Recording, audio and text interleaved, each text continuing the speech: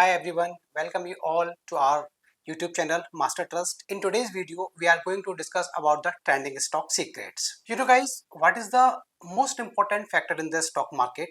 To finding the stock. अब देखिए new commerce के लिए सबसे चैलेंजिंग टास्क क्या होता है?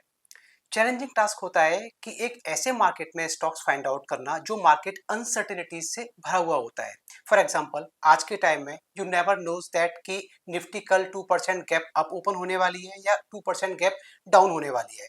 So the most challenging task is in which directions you have to find your positions, in which stocks you have to build your positions. तो आज के इस वीडियो में हम डिस्कस करेंगे एक ऐसे सेटअप के बारे में, एक ऐसे टेक्निकल सेटअप के बारे में जो आपको कुछ स्टॉक्स फिल्टर करके देगा और ये आपको बताएगा कि उन स्टॉक्स में आपको पोजीशंस अपनी इंट्राडे या शॉर्ट टर्म के लिए मेंटेन करनी है या फिर उन स्टॉक्स में आपको एक पोजिशनल व्यू लेके चलना है। तो guys basically there are two types of technical setups on behalf of that we usually scan or filter the stocks। पहला जो फिल्टर होता है वो चार्ट बेसिस का होता है which is a core of technical analysis. Second जो filter होता है that is a based on indicators. तो आज के बेसिकली इस वीडियो में हम इंडिकेटर्स बेस्ड सेटअप्स के बारे में डिस्कस करेंगे कि कैसे आप इंडिकेटर्स को अलाइन करके एक अच्छे स्टॉक्स को फाइंड आउट कर सकते हैं। बिकॉज चार्ट के बिहाफ पे जो हम स्टॉक्स को फिल्टर करते हैं, स्कैन करते हैं, उनमें थोड़ा सा क्रेडिबिलिटी इश्यूज होता है क्योंकि देखिए जो हमने चार्ट्स पढ़े हैं for example symmetrical triangle, head and shoulder pattern, west patterns, जो हम चार्ट्स पे रिकॉग्नाइज करते हैं, जो डेफिनेशंस हमने उनकी पढ़ी हैं, जो पैरामीटर्स होते हैं कि वॉल्यूम्स का क्या रोल होना चाहिए, यदि हेड एंड शोल्डर्स का लेफ्ट शोल्डर्स बन रहा है फॉर्मेशंस में है तो वॉल्यूम्स का शोल्डर पे क्या रोल होना चाहिए, ब्रेकआउट यदि आया है तो ब्रेकआउट कितने परसेंटेज का होना चाहिए, ब्रेकआउट पे वॉल्यूम्स का क्या रोल है, ये हम मैनुअली स्टडी करते हैं। बट नॉर्मली जब हम सॉफ्टवेयर्स के थ्रू चार्ट बेसिस पे स्टॉक्स को फिल्टर करते हैं, पैटर्न्स बेसिस पे स्टॉक्स को फिल्टर करते हैं तो ये सारी चीजें जो होती हैं मिस आउट हो जाती हैं। तो कहीं ना कहीं चार्ट के बिहाफ पे स्टॉक्स को फिल्टर करना क्रेडिबिलिटी इश्यूज आते हैं। That is why we usually rely on the to find the stocks based on the indicators. तो देखिए the most important thing is that कि ट्रेडिंग व्यू एक सॉफ्टवेयर है जो कि आप you all are well aware with that software and it is widely use software in the technical analysis field. तो आपको करना क्या है, आपको अपना टेक्निकल आपको ट्रेडिंग व्यू ओपन करना है। ट्रेडिंग व्यू जब आप ओपन करेंगे अपनी एक लॉगिन आईडी क्रिएट करके, this is free for everyone. इसका जो पेड वर्जन भी है, इसका फ्री ऑफ कॉस्ट वर्जन भी है। तो आपको इसके फ्री ऑफ कॉस्ट वर्जन में ही वो सारी स्क्रीनर्स मिल जाएंगे जो आपको पेड वर्जन में मिलेंगे। तो एज अ न्यू कमर यदि मैं आपसे बात करूं, देखिए मैं प्रो लेवल की बात नहीं कर रहा हूं कि आपको कितनी नॉलेज है स्टॉक मार्केट की, कितनी नॉलेज नहीं है। ऑल्दो प्रो लेवल्स पे भी काफी सारी चीजें ऐसी होती हैं जो हमको ध्यान देने वाली होती हैं, but here I am just talking about new commerce के लिए हम जो ये वीडियो एक बार शूट कर रहे हैं। ट्रेडिंग व्यू सॉफ्टवेयर जब आप ओपन करेंगे तो आपके राइट साइड में फिफ्थ या फोर्थ जो आइकन होगा वो एक स्क्रीनर का आइकन होगा गोल कलर का। आप जब उस पर क्लिक करेंगे तो एक विंडो ओपन होती है और उस विंडो में टेक्निकल एंड फंडामेंटल सारी क्वेरीज आप सेट कर सकते हैं। तो यहाँ पे जैसे कि मैंने आपको कहा first we will set a technical query in that.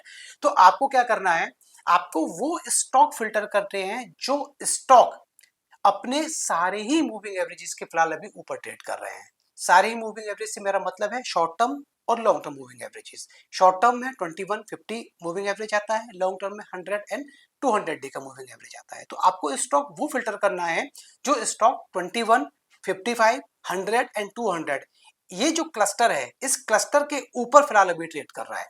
Universe आपको सेलेक्ट करना है कि आपको यूनिवर्स से मेरा मतलब है कि आपको निफ्टी 500 के स्टॉक लेने हैं, निफ्टी 100 के स्टॉक लेने हैं, निफ्टी 200 के लेने हैं, या फिर आपको निफ्टी के स्टॉक्स लेने हैं। यूनिवर्स आपका जितना बड़ा होगा स्टॉक फिल्ट्रेशन आपकी उतनी ही ज्यादा होगी। यदि मैं करंट मार्केट सिनेरियो का एनालिसिस करूं तो इस प्रकार के मार्केट में निफ्टी 500 जो यूनिवर्स है दैट इज फिट बेटर, क्योंकि यदि आप निफ्टी 500 पे ये क्वेरी सेट करते हैं तो आपको लगभग ऑन डेली बेसिस पे 60 से 70 स्टॉक्स आपको फिल्टर होके आ जाएंगे।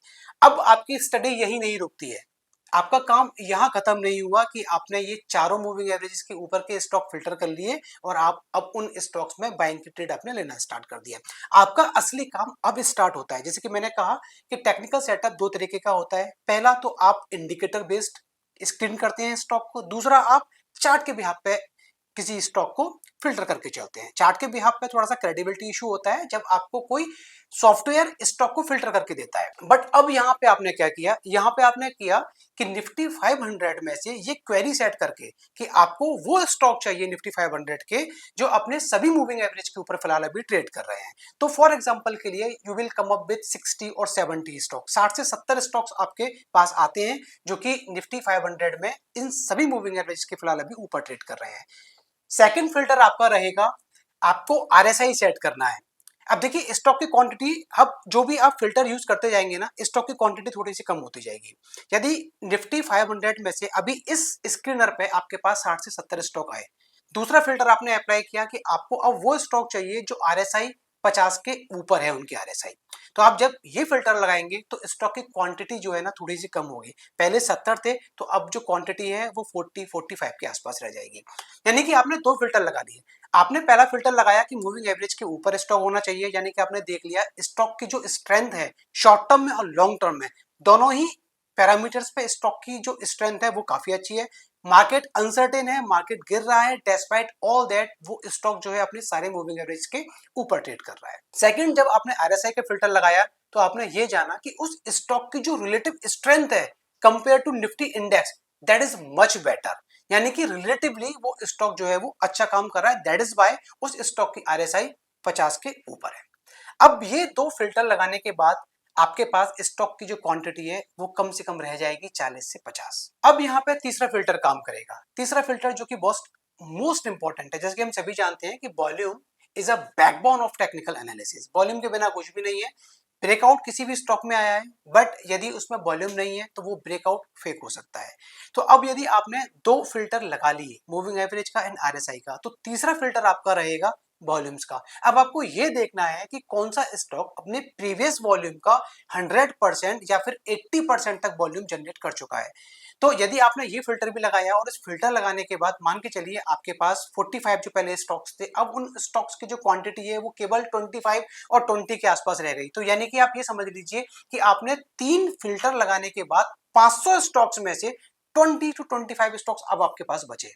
तो यानी कि अब आपके पास केवल 20 से 25 स्टॉक हैं। अब उन 20 से 25 स्टॉक्स को आप काफी ढंग से एनालिसिस कर सकते हैं। यानी कि टेक्निकल एनालिसिस का जो बैकबोन है वॉल्यूम और उसके अलावा स्टडी ऑफ चार्ट पैटर्न्स, आप चार्ट पैटर्न्स को उनके ऊपर अप्लाई कर सकते हैं। मान के चलिए उन 20 से 25 स्टॉक्स में आप मैन्युअली स्टडी कर रहे हो and you will find that कि किसी एक पर्टिकुलर स्टॉक में, यानी कि फॉर एग्जांपल जिंदल स्टॉक्स, आपके उस लिस्ट में कोई स्टॉक है जिंदल स्टॉक और आप उस स्टॉक को टेक्निकली एनालाइज कर रहे हो, यू विल फाइंड दैट कि हो सकता है तो स्टॉक में कोई हेड एंड शोल्डर पैटर्न बनना हो, उस स्टॉक में कोई राउंडिंग बॉटम बनना हो, उस स्टॉक में कोई फॉलिंग बैच पैटर्न बनना हो। तो आपको उन 20 से 25 स्टॉक्स में कुछ स्टॉक्स ऐसे मिलेंगे जिनमें की बुलिश फॉर्मेशंस फॉर्म हो रही होगी। तो अब आपका सारा जो फोकस है उन 4 से 5 स्टॉक्स पे रहेगा जिनमें कोई बुलिश पैटर्न्स डेवलप हो रहा होगा।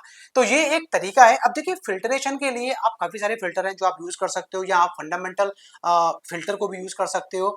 आपने मूविंग एवरेज का फिल्टर यूज किया, आपने आरएसआई का फिल्टर यूज किया, आप वॉल्यूम को यूज करना चाहें नहीं करना चाहें वो आपके ऊपर है। यदि आप फंडामेंटल उसमें कोई इंडिकेटर सेट करना चाहते हो तो फंडामेंटल इंडिकेटर्स में आप पी लगा सकते हैं कि आपको कोई स्टॉक ऐसा चाहिए जिसका पी 10 के ऊपर है, 15 से नीचे है। आपको कोई स्टॉक ऐसा चाहिए जिसका कि रिटर्न ऑफ इक्विटी ROE 20% के ऊपर है। आपको कोई स्टॉक ऐसा चाहिए जो कि लगातार इसका पैट इंक्रीज हो रहा हो क्वार्टरली बेसिस पे, तो आप फंडामेंटल क्वेरी भी इसमें लगा सकते हैं। बट क्योंकि अभी हम यहाँ टेक्निकल क्वेरीज की बात कर रहे हैं तो हमारा जो फोकस है वो टेक्निकल क्वेरी पर रहेगा। But it doesn't mean that कि ये क्वेरी और फिल्टर नहीं हो सकती है।